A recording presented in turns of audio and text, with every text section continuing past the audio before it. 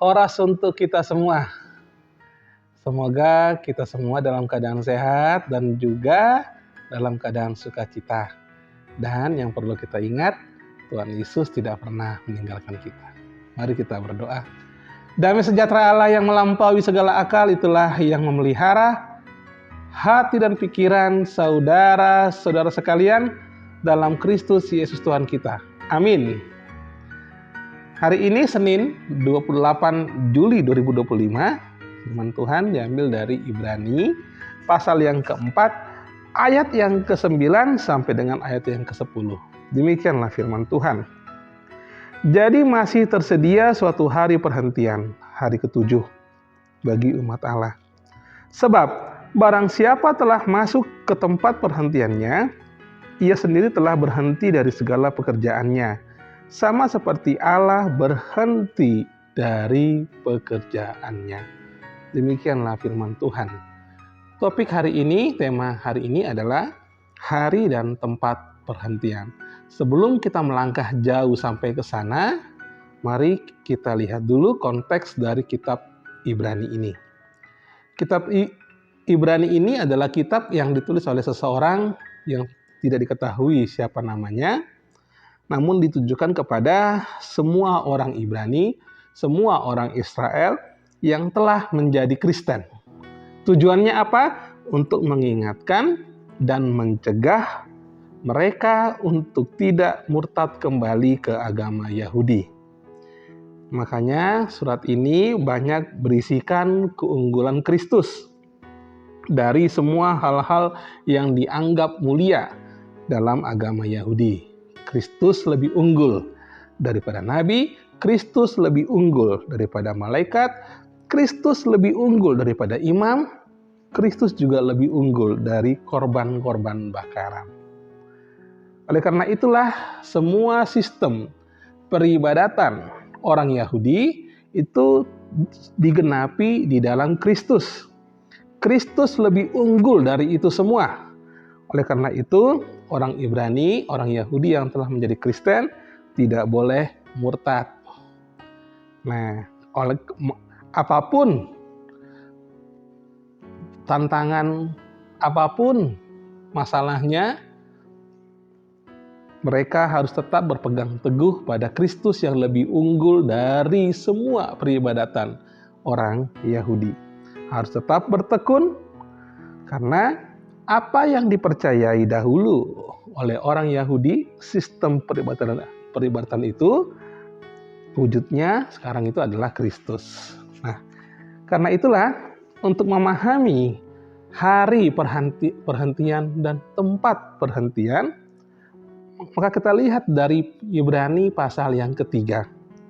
Di sini ditekankan bahwa Kristus lebih unggul daripada Musa. Kalau kita baca dalam Ibrani 3, maka dikatakan Musa dan Kristus sama-sama setia. Tapi di mana keunggulan Kristus? Kalau Musa itu adalah bangunannya, diibaratkan bangunan, maka Yesus adalah ahli bangunan. Musa adalah hamba, Yesus adalah anak yang mengepalai bangunan tersebut. Jadi, penulis Ibrani hendak menyadarkan orang Yahudi Kristen pada saat itu agar menaruh kepercayaan dan pengharapan hanya kepada Kristus yang unggul dari segala-galanya, dari semua sistem peribadatan Yahudi. Kalau kita baca dalam Ibrani 3 ayat yang ke-6 dikatakan, tetapi Kristus setia sebagai anak yang mengepalai rumahnya, dan rumahnya ialah kita. Jika kita sampai kepada akhirnya teguh berpegang pada kepercayaan dan pengharapan yang kita megahkan. Nah, lalu kemudian mari kita masuk saat ini ke apa itu hari perhentian dan apa itu tempat perhentian. Mari kita lihat dulu tempat perhentian. Tempat perhentian dalam bahasa Ibraninya adalah kataupusin. Kataupusin ini tempat yang dijanjikan, ini mengandung arti begini, tempat yang dijanjikan oleh Allah kepada orang percaya untuk berhenti dari segala pekerjaannya. Sama seperti di ayat 10 ini.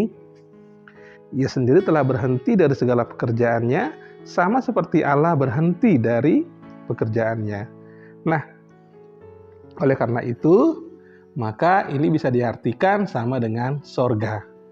Kemudian, tempat perhentian itu berhubungan erat juga dengan hari perhentian. Dalam ayat 9, tersedia suatu hari perhentian, hari ke-7 bagi umat Allah. Dalam bahasa Ibrani, Sabastimos, Sabat. Artinya, di tempat perhentian itu, orang percaya akan bersekutu bersama-sama dengan Tuhan.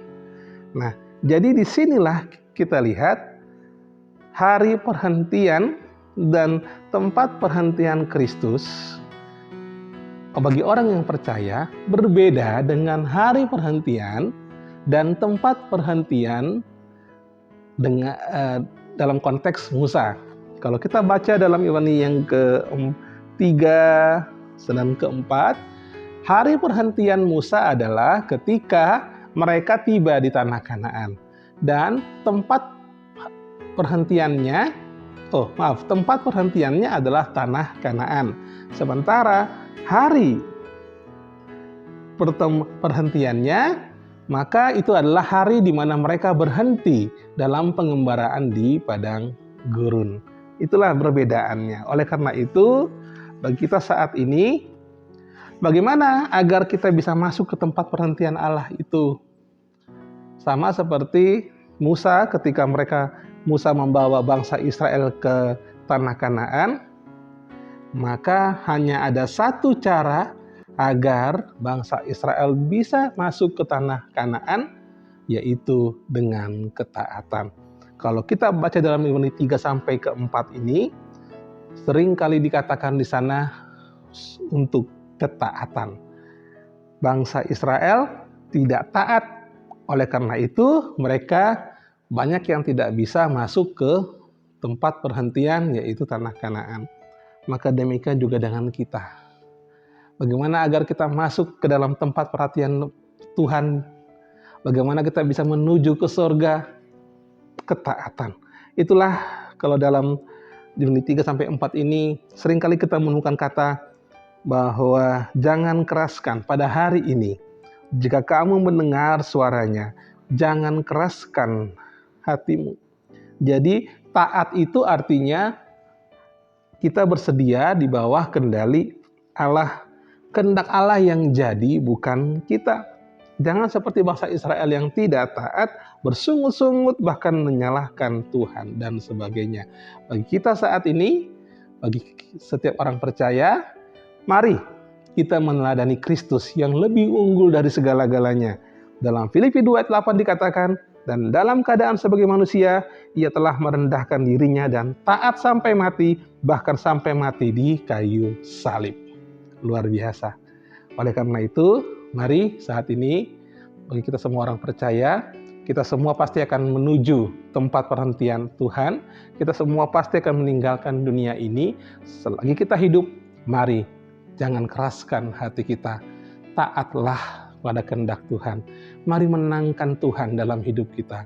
Mari, apapun masalah pergumulan yang kita hadapi, mari firman Tuhan yang menang. Taatlah dalam segala sesuatu.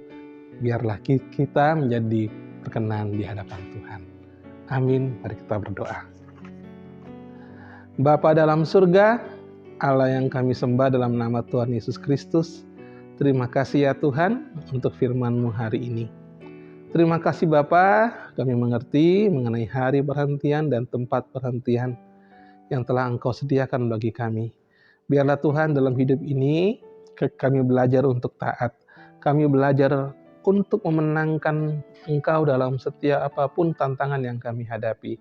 Ajari kami Tuhan, agar kami semua menjadi berkat dengan taat kepadamu.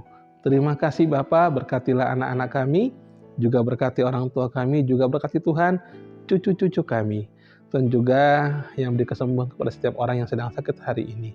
Tuhan yang menyertai. Terima kasih Bapa, ampuni segala dosa-dosa kami ya Tuhan Yesus, dan terpujilah Engkau Tuhan. Dalam nama Tuhan Yesus, kami menyerahkan daging kami ini, kami menyerahkan hidup kami ke dalam tangan-Mu. Dalam nama Tuhan Yesus kami berdoa. Amin. Kasih karunia dari Allah Bapa dan anugerah dari Tuhan kita Yesus Kristus dan persetujuan Roh Kudus itulah yang memberkati saudara-saudara sekalian. Amin. Shalom, Tuhan Yesus memberkati.